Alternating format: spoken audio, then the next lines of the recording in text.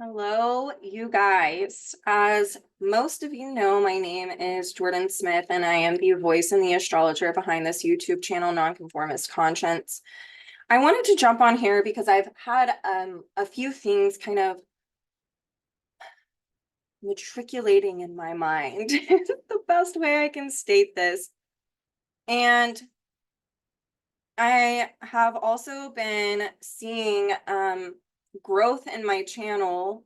And so I wanted to talk to you all a little bit about myself so you know my background, my style of utilizing astrology. And then I also wanted to talk a little bit about what this transit of Pluto in Aquarius and then re-entering Capricorn is about. On May 2nd, Pluto is going to retrograde, and then, September 3rd, it's going to re-enter the sign of Capricorn at 29 degrees. These nodes are still going to be South Node in Libra, North Node in Aries, and there's been a lot that has been going on. And then, in October, Pluto's going to go direct again, and then at the end of November, November 20th, it's going to re-enter Aquarius, where the nodes are still going to be in Libra and Aries, and the nodes are not going to shift until January of next year. It's going to be on January 12th. And then they'll enter, the North node will be in Pisces and the South node will be in Virgo. And I'm not going to really speak on that nodal shift yet. That's almost a full year out. But I wanted to have a conversation about this, but first I wanted to talk to you guys a little bit about who I am, what I do, for those of you who are just now tuning in and finding my channel. So my name is Jordyn. I live in Oklahoma City, Oklahoma, and I have been an evolutionary astrologer for the last 5 years. I studied astrology on and off throughout my 20s, and a lot whenever I was younger. I was very intrigued by it, but I didn't get serious about it until my personal Saturn return. For a lot of you that don't know, I am 35 years old. I was born in 1989 on January 1st. And my type of astrology that I do is definitely based in and grounded in the teachings of Jeffrey Wolf Green in evolutionary astrology. I found this type of astrology during my Saturn return, and it really changed my life. And before that, I had been in therapy from the time I was 12.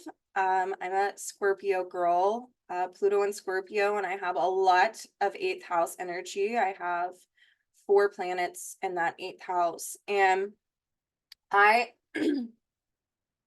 had really been working on myself in a very Virgo-like way. I have my Pluto is in the 6th house, so very Virgo. My South Node is in Virgo as well.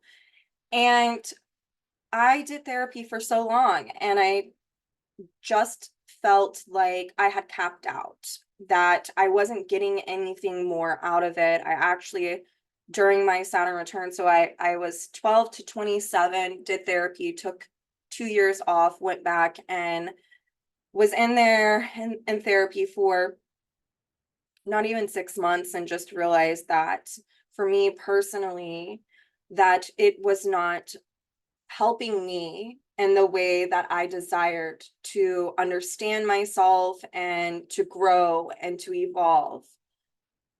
Needless to say that I think that mainstream therapy is really good for a lot of people. It definitely did transform me in a lot of ways early on whenever I started going to it. And I would definitely say around my teenage years and my early 20s.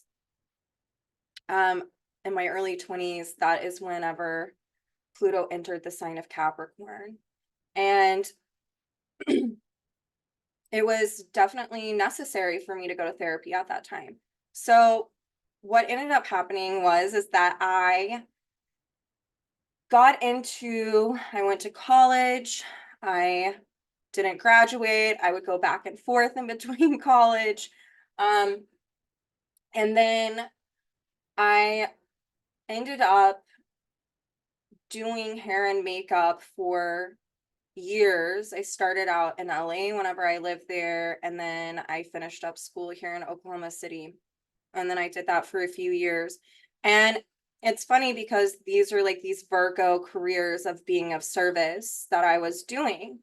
And I got really tired of doing hair and makeup, one, because I just, I got burnt out on it. I liked my conversations I had with my clients. That's the thing that I really enjoyed the most. I made a pretty good career out of doing that. But I decided not to, and I got a job opportunity to work in the mental health field as a clinician at a rehab facility for teenage girls who were experiencing addiction issues or codependent issues. And what I did there was I definitely did the clinical side of dealing with insurance and helping formulate treatment plans and all of these dynamics. But really, my job as I did that, as I worked there, was I did creative writing classes for girls to help them connect with, what it was that they were intensely and most deeply experiencing in their life in a therapeutic sense, all of the traumatic events that were coming up for them, and giving them another outlet to be able to use creativity as a way to self-actualize and to heal. And I ended up having my second child, and I really wanted to stay home because I didn't get to do that. I was working, a lot whenever my oldest child was in school. And whenever my Saturn return hit, I definitely had the Plutonian experience of there's more to life than this. And I wanted to do something very purposeful and purpose driven. I wanted to, unbeknownst to me, take all that I had garnered from doing therapy myself for years and my own direct experience with that, and my own direct experience with um, my continued desire to grow. And then I took what I learned from doing hair and makeup, and then I took what I learned from being in mental health and applied it to this career field. And that is why whenever you all comment or hear me talk, I do things in a very Virgo, Scorpio way. It's very psychological, but I'm also someone who likes to do things in a very Virgo way. That is where I take things piece by piece and layer them and synthesize them. That's a little bit of my Jupiter too, and my ninth house stuff. But I wanted to just express that I think that a lot of you guys don't know that, and I don't know if it's beneficial, but I also want to be able to connect with you all more. So just knowing a little bit about me, I feel like helps, because I get to learn so much about you all whenever you guys come see me, or when you reach out and you email me or you talk to me on social media or wherever. The other thing that I want to talk about here, so enough about me, is that when we're looking at this nodal axis and Pluto's transit this year, when we're looking at the south node, ooh, allergies. When we're looking at the south node in Libra, we are looking at, and this is through transit, okay? So you're going to want to look at wherever this transit has been falling in your houses, but essentially it really reflects Libra dynamics of the past that we're wanting to resolve. Whenever the nodes first shifted, Pluto was squaring this axis. So that was, on a collective level, a huge time for us to definitely get down to business. Because if you know anything about evolutionary astrology, when we have a planet squaring the nodal axis, this can indicate in a natal chart that someone has skipped steps and they haven't been able to actualize what their soul has been wanting them to do. And so you have to look to the resolution, the node that was last conjunct that planet. For us on a collective level, Pluto was in Capricorn. It was squaring this nodal axis, south node in Libra, north node in Aries, and the resolution was that south node in Libra. And so with Pluto and Capricorn, it's been about since 2008, the dismantling of structures, the dismantling of societal, government, national structures. If you think back about what has been going on ever since that time period, it has had an acceleration around this crumbling dynamic within societal structures, within national structures. And when Pluto was squaring that, all of a sudden, we're looking at the prior dynamics of the past, South Node, and where extremes have come into play from the type of conditioning, Capricorn, around what we believe, what we value, what we need, what we give meaning to on a collective level. And so it's also birthed this dichotomy and these polarizations within society right now. And on personal levels, it has been us looking at how our conditioning stemming from culture, society, family, religion has taught us and how we've learned how to interact with others and where those extremes have come into play. And the resolution has been that South Node in Libra. So what it's been doing is it's been dredging up all of this stuff. And Pluto has been ruled by Saturn and Pisces, and is whenever it entered, whenever the nodes shifted and Pluto was square these nodes, okay? And this was last year. So Saturn and Pisces, just to see how this works, is Saturn and Pisces is about wanting us to restructure our consciousness. Consciousness is Pisces, Neptune, and Saturn, Capricorn are about structures, anything that you can press up against, right? It's also why, like, we look at like borders, you know, within societies and stuff, and within nations. But on personal levels, we're looking at how our conditioning, Capricorn, Saturn, has structured our consciousness. So if we view Pisces as pure consciousness, water, in order for water to have a form, it has to be put into a structure like a cup. So when we're looking at Saturn, that's the cup. Pisces is the consciousness, the water.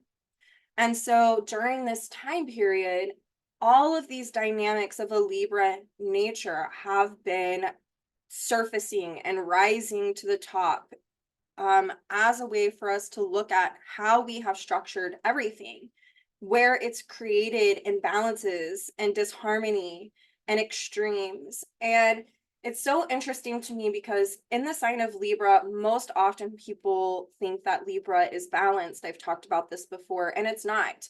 If you're a Pluto and Libra generation, you know that you've been working through and re-experiencing dynamics of where extremes have played out in your life, revolving around your relational dynamics. And it's because Pluto in Libra for that generation has wanted that generation to pull in its polarity, Aries, okay, as a way to really disentangle itself, like the enmeshment and the codependent dynamics that we can see within the Libra archetype. It's wanting us to learn how we can be independent while still being in our relationships, and that actually fosters balance and harmony instead of extremes. Libra, throughout this transit, the South Node in Libra has really highlighted where people have had these codependencies, these enmeshments, these relational dynamics of where maybe one has abandoned oneself for the sake of the status quo, which is Pluto. Pluto can be the status quo, especially in Capricorn. So there's this need to really look at how we've structured our reality. And then that Saturn and Pisces that's ruled Pluto and Capricorn and will still be ruling Pluto and Capricorn when it re-enters Capricorn on September 3rd of this year is about dissolving these old structures, revolving around how we've learned to be in partnership, how we've learned to be in relationship. The best way to think about it is that we come in here and we get reconditioned as a way to pick back up from where we left off of in our most recent prior lifetimes, or the prior lifetimes that we are wanting to work on in this one. And so we will choose our parents, Capricorn. We will choose our parents because it's about the conditioning that we're wanting to re-experience that conditions our consciousness. And now that Saturn has been in Pisces, it's about really looking at the way that we've structured reality, Capricorn, Saturn, has it been delusive in nature? Has it perpetuated illusions or disillusionment? And that is a Piscean function. Saturn in Pisces has us looking at where we have idealized or have had ideals around our relational dynamics, how we've been taught to do that. I've spoken about this anytime that you look at social media or you look at movies, they really idolize relationships. Like, this is the way that a relationship is supposed to look like, and that conditions us, right? Like, we see the people who post on Facebook, they're giving, all of these admirations towards their partner, which there's nothing wrong with that, but they're posting all of these things, these vacations or this, that, or the other, and you can really tell when someone is in this dynamic of giving ultimate meaning to a relationship. And we can see with Libra, oftentimes this can be where, yes, I said it's where we can abandon ourselves, but just think about it for a moment. How many of you have or have had direct experience with observing this with someone else where that person totally loses sight of their own individuality, who they are? Their partner is into video games, and so they want to, I'm just pulling this out of thin air, but they're wanting to connect with their partner, and so they get into video games. And then maybe their partner doesn't want to experience what the other partner is into, and so the status quo is really about serving one partner at the sake of the other. And so the one who is serving this partner and taking on their values and the things that they're interested in is really losing sight of themselves. I mean, I think a lot of us have experienced relationships that whenever we get out of it, it's been so extreme that we don't even know who we are anymore. And so this nodal axis has really highlighted this for a lot of people. When this nodal axis shifted, Venus in Leo was retrograde. Do you remember that from last summer? And I saw so many people get divorced or in relationships. I have a friend who's a paralegal, and she even called me up and was like, it was literally the day that Venus went retrograde. She was like, what is going on? I haven't been able to take a lunch break. Everyone's getting a divorce. And it's because that Venus in Leo was kicking this off and really speaking to, how are you in self-love? How are you in self-dignity? How are you able to self-actualize through knowing yourself? And that Saturn and Pisces, for some people, has created a very disillusioning experience of, I gave this ultimate meaning, this romantic partnership or this friendship or this job, because I was sold a dream that if I did X, Y, and Z, that I would be happy. And then it's that disillusioning experience of, well, this isn't what I thought that it was. And then losing sight of oneself. Saturn in Pisces has been about not just restructuring our consciousness, but it's about dissolving any type of man-made laws that are not in alignment with universal, timeless principles or natural law. So natural law is very much about where a man is not better than a woman is not better than a man. There's equality and equity within a relationship.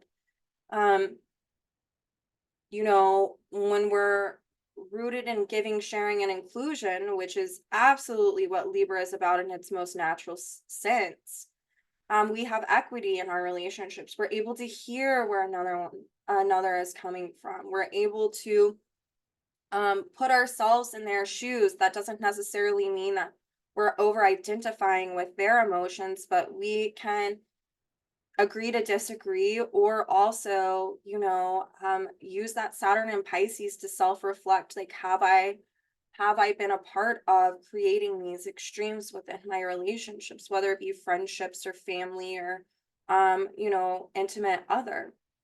So there's just been this huge upheaval on personal levels around people's relationships. I've seen it a lot with people's friends, you know, and realizing that friendships were codependent. And that's the thing about codependency is whenever it's really based on mutual manipulation. Pluto, a distortion of Pluto and Scorpio.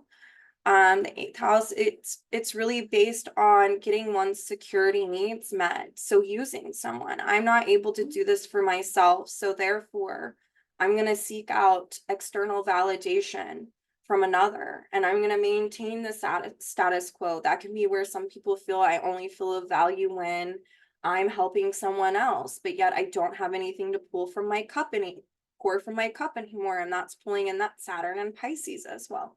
So there's been this phenomenon of these type of dynamics when Pluto was in Capricorn, ruled by Saturn and Pisces, going along with this nodal axis, okay? And really, as we have paid attention to these South Node and Libra dynamics, the extremes, or the pendulum swinging from one side to the other, what we're doing is we have been dissolving these structures. If you've been utilizing this transit of Saturn and Pisces, you've been self-reflecting on, why has this happened? What was I taught around this? How did I learn this? And ultimately, it's about taking self-responsibility to heal. And sure, I know I talk about our upbringing and our parents a lot, but you chose your family. So you have to take responsibility. Like, these are the choices that have led you to this point in time. And trust me, I know a lot about this.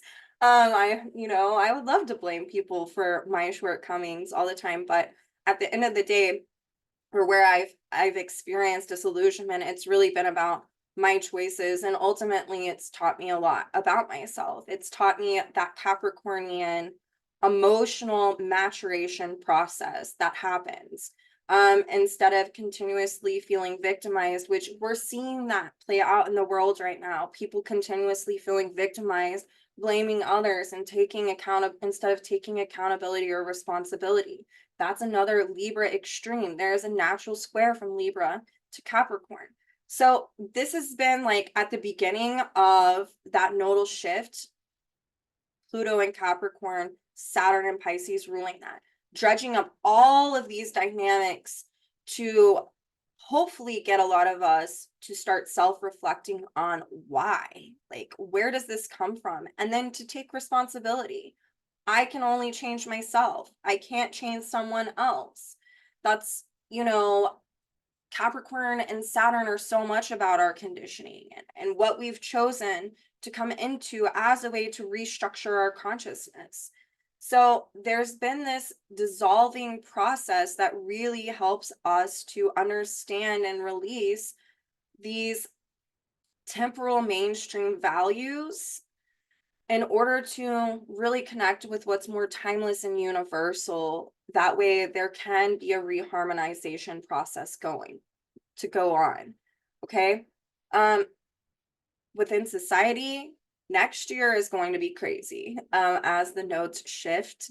And I'll get into that in just a second. But when Pluto re-entered Aquarius this year, it was ruled and has been ruled by Uranus and Taurus. So when we're looking at Pluto and Aquarius, we're looking at this phenomenon of needing to liberate from any type of conditioning that we've over-identified with. So we had Pluto and Capricorn with Saturn and Pisces, this South Node in Libra, really highlighting all of our prior experiences and our psychological dynamics that have perpetuated these extremes in our life. Some of us have experienced, as a consequence, major crisis, and the need was to self-reflect and to take accountability and responsibility so we could dissolve and culminate these long-standing dynamics. And Capricorn is about self-reflecting. It's self-reflecting to gain wisdom. I've talked about this as well. Wisdom is gained from incorrect judgment. So you can see how this has been playing out. Now that Pluto has been in Aquarius and ruled by Uranus, there's been this objectification of what this is and the need to think for oneself, individuation. So what this means is, okay, maybe I was taught this, conditioned this, I learned this, but what do I feel is in resonance with this? So it's helping us to liberate from these extremes. And with Uranus and Taurus, it's been helping us to transform. Uranus and Aquarius is about transformation. Yes, it's about liberation and rebellion and revolution. So you can look at Uranus and Taurus about, as we do this work and we objectify and liberate from it, it's helping us to transform our inner relationship to self, Taurus. That way we're reconnecting with our sense of individuality. If you have South Node Libra stuff going on, you're disconnected from your sense of individuality. There is a natural inconjunct between Libra and Taurus in the zodiac. And what that really symbolizes is this need to know when to retreat, Taurus, and to come back in, recenter, reground, so we can integrate our own individuality as a way to fortify our relationship to self. And then in Libra, there's a need to go out into the world and have all types of relationships with people to take in feedback, so that way we can understand through comparing and contrasting to others, which is natural. Who am I? What am I? What do I do? Da da da da. It's just you can't get too much into Taurus or too much into Libra, because you can lose. Crisis can happen in both. Crisis can happen in Taurus if you don't have relationships with other people and you're just really rooted and grounded into your relationship to self. At some point, evolution stops. You need that Libra counter feedback, so you can compare and contrast. Oh, this is who I am. That's who you are.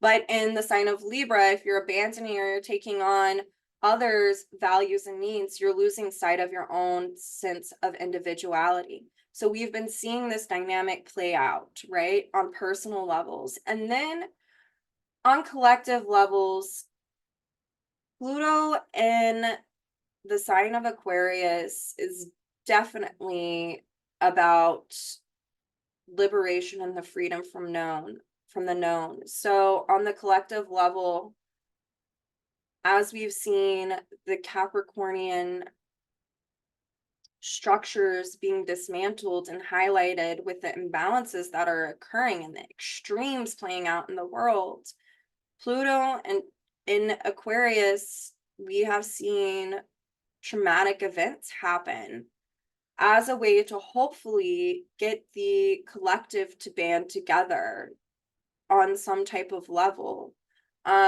For community, that is an archetype of Aquarius, for community to come together, for community to help reestablish like balance and harmony.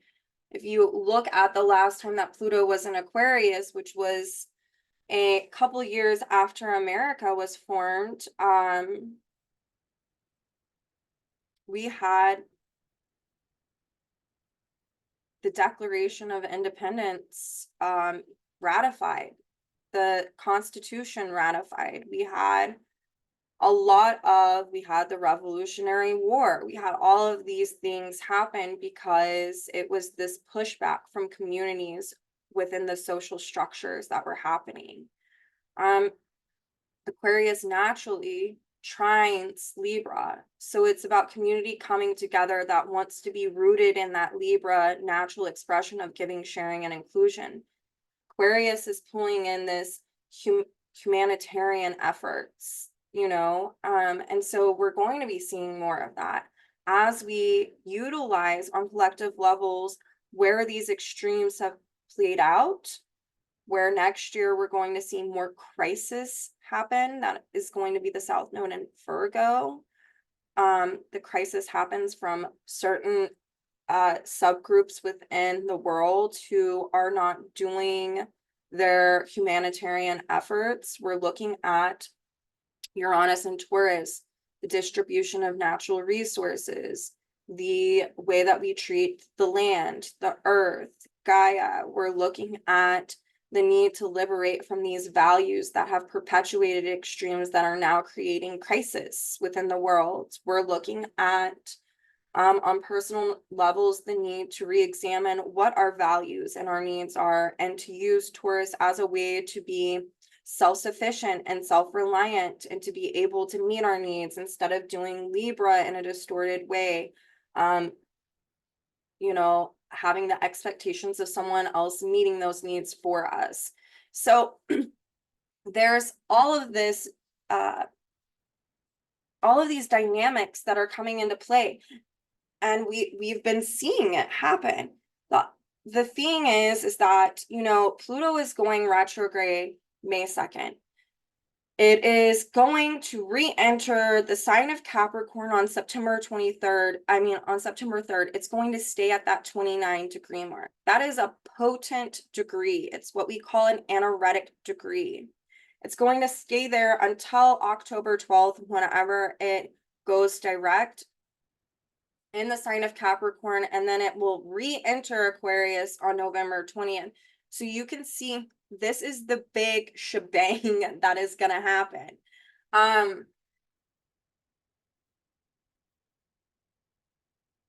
That is a 2-month period of, about 2.5-month period of Pluto being at 29 degrees Capricorn. That 29-degree mark is where we are wanting. It has a Piscean, Neptunian 12th house feel to it. There is something that is wanting to culminate. But what we can see at that 29-degree mark in Capricorn is that there are some people who want it to stay the same, and we will see extremes play out in the world.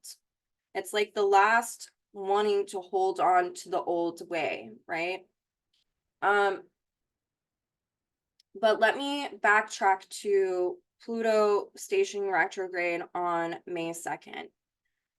From May 2nd until September 3rd, Pluto will still be in Aquarius. So there's this dynamic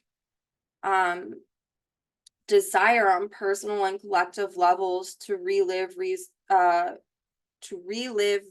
in order to resolve it. A retrograde, that is what it does. It actually has an Aquarian-like dynamic to it. It's wanting us to individuate, to accelerate our own evolutionary growth. And it's going to be in the sign of Aquarius, ruled by that Uranus and Taurus. So this is a time period where we can be re-experiencing these dynamics that we've been self-reflecting and objectifying, but maybe we haven't quite integrated it yet, or had the aha moment that we've needed to have in order to move forward. And this is a time period of where we get to do that as a way to continue to revolutionize and transform our relationship to self. Then whenever Pluto re-enters the sign of Capricorn on the 3rd of September, it's going to be ruled by that Saturn and Pisces. So then we're going to be needing to, we've been objectifying Pluto and Aquarius. Now we're going to need to self-reflect in order to dissolve, in order to come to a deeper understanding of how to emotionally mature, what our values are, where this comes from, where that comes from, where have I had incorrect judgment, where has this created these dynamics of polarization in our lives. And we will see it personally and on collective levels. And then, you know, it's been this dance of Capricorn, Saturn, Aquarius, Uranus. So this need to objectify, liberate, reflect on ourselves in order to take accountability and responsibility for our own state of healing. This is going to be the rest of the year is going to be filled with dynamic tension. We are going to see more stuff on a global level. We will see more nationalism. We will see more natural disasters, because this South Node in Libra is really wanting us to learn and take responsibility. This is what I really see with Pluto re-entering Capricorn for that 2.5-month period. Is this is going to be where we absolutely have to take accountability on a global level for the extremes that have played out within the world on humanitarian and national levels, that have stemmed from the distortions that have been habituated within man-made laws that are not in resonance with universal, timeless, natural laws, and the need to dissolve these dynamics.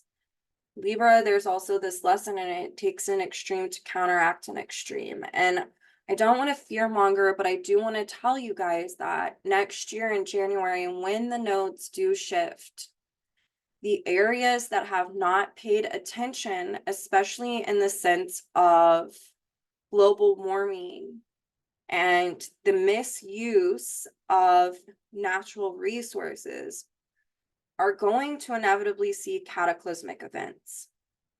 And those cataclysmic events hopefully get them to finally do something different. For some areas, it's going to be too late.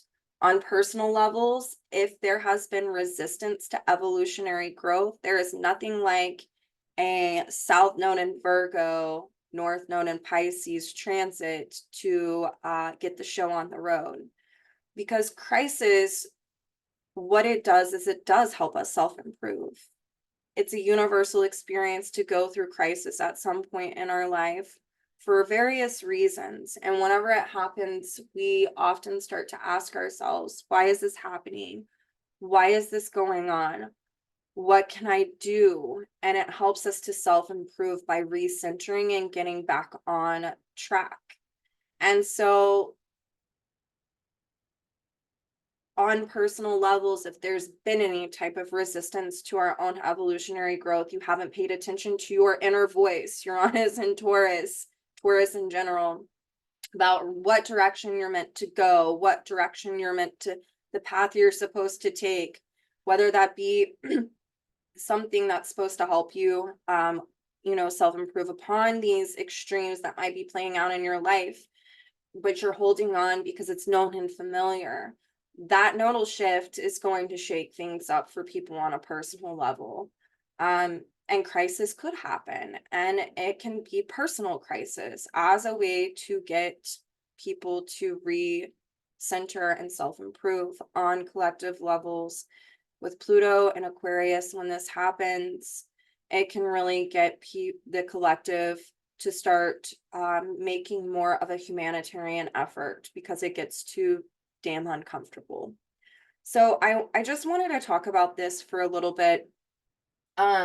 This is more of a generalized conversation, and hopefully I didn't talk too much about myself in the beginning, but I did want to introduce myself to those who are new. I am about to, what do I have coming up? I hate doing the typical social media thing that you're supposed to do whenever you're having a business. This is so hard for me. Um, so what's coming up for me? I am going to be doing a workshop that I am going to have a sign up for on my website soon. I will let you guys know if you want to know that sign up whenever it happens. Just go on my website. If you read a report or something, it tells you to subscribe, and just subscribe because I give out kind of like information randomly. That's not just about forecasts, but the workshop that I'm doing is called Karmic Inheritance. And it's about utilizing astrology to understand your conditioning and why you have chose this conditioning in this lifetime. And the lecture that I'm going to give to start it off is going to be looking at 3 generations within a family to see how each one of these 3 people have been utilizing their evolutionary growth and how it plays off of one and the other. But it's a really good understanding of why we choose the type of conditioning we choose in this lifetime as a way to reteach us what we left off from the prior lifetimes. Um, I'll do a lecture. It's going to be a 5-week series. The first one, I'm going to do that lecture. I'm going to show it in the charts, chart examples. I'm going to give you a step-by-step approach, how you look at this. And then the 4 weeks after that, we are going to be looking at each one of our family's charts, not me, but like the people who are in the group. I'm only doing 4 people in a group whenever I do this. That way it can be intimate. That way each week for 4 weeks after that initial lecture, we get to focus on one person and the 3 generations and their families, so that way that they have an understanding of like why they chose this conditioning, how they're seeing it within their family system. And then also it gives others a chance to participate and to kind of build their astrology muscles. So be looking out for that. And there's a couple of other things that are coming up that I can't speak about yet because it's through different associations and I haven't gotten the green to talk about it yet. But I also want you guys to let me know in the comments if there are any type of classes that you want me to put on that you would want to sign up for, if you would want me to do a workshop on. I tend to focus on sexuality a lot. I tend to focus on conditioning and family dynamics. And I love looking at trauma and people's charts. I actually did a class lecture on the EA Zoom channel. I'll put a link down below for it. That was titled From Trauma to Transformation, How We Utilize Traumatic Experience to Have Post-Traumatic Growth. I'm thinking about doing a class series on that and working with a small group of people for that as well. And these are kind of rotating workshops that I want to do as a way to connect more with you guys, especially if you're wanting to learn more about your natal chart, if you're wanting to learn astrology. If you guys have any ideas, let me know. I also thought, because I had this conversation and I use planetary nodes so often, that it would be cool for me to put up a little lecture on here where we talk about Saturn and its planetary nodes, how that deals with our conditioning. And because the nodal axis is Libra, Aries, and then Uranus is in Taurus, and has been and will rule that Pluto, to do a lecture on Mars and its planetary nodes and Venus and its planetary nodes. So let me know. I kind of did this conversation off the cuff, so hopefully it's, not too discombobulated, but I did want to speak on this. For those of you who are new and who have been wanting to know about, like, what does this nodal axis in Pluto mean? if you want me to do a little series where I go over these nodes through the houses, again, let me know. You guys essentially are my boss, right? Like, I mean, I'm my own boss, but I'm providing a service and it's to help people. And I want to have feedback. How do you think that I could help you by putting out certain videos? Some of these are going to be more intensive workshops that, yes, they'll have a price, but it'll be affordable. And I do want to put out little mini classes or lectures or talks, conversations, whatever you want to call it, like this for you guys. So let me know what sounds good. What are you interested in? What would you like to hear about? Anyway, this is Wednesday. I don't have my watch on because it's charging, but it's Wednesday, April 24th. And I hope you have a happy Wednesday. This is the day after that full moon. I thought that this was a perfect time to have a conversation about this because it's on the heels of this Scorpio energy. And like I said, I'm a very Scorpionic gal. So I will talk to you all soon. Have a lovely rest of the week. And please email me, type in the comments, let me know what you want to learn about, what you're interested in. Have a good week.